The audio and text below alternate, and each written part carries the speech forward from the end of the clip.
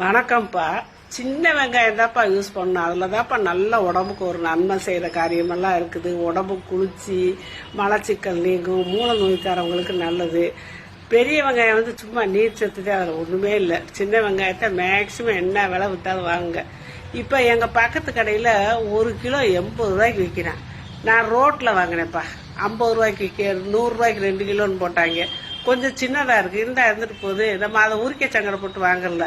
அதுக்கு நான் ஒரு ஐடியா சொல்கிறேன். இந்த பாருங்க, கொஞ்சம் சின்ன வெங்காயமாக தானே இருக்குது.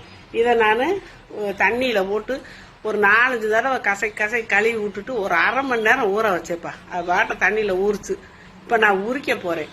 அதுக்கு நான் அதை தண்ணியெல்லாம் வடிச்சிட்டு இங்கே வச்சிருக்கேன். அப்படியே நல்லா சாஃப்டாக இருக்கும். உரிக்கிறது கஷ்டமே இல்லை. தலையும் வாழுங்கிட்ட வெங்காயத்தோட தோல் போயிடும், ஈஸியாக போயிடும்.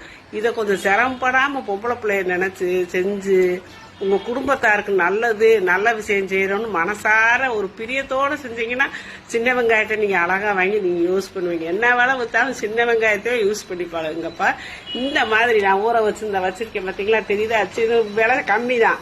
இப்படி வாங்கி நான் செஞ்சுக்கிட்டேன். ஏன்னா அந்த வெங்காயமே 40-45 ரூபா விற்கிது. இது எனக்கு 50 ரூபா தானே செஞ்சுட்டு போகிறது. அதனால சின்ன வெங்காயத்தை வாங்கி நீங்கள் யூஸ் பண்ணுங்க.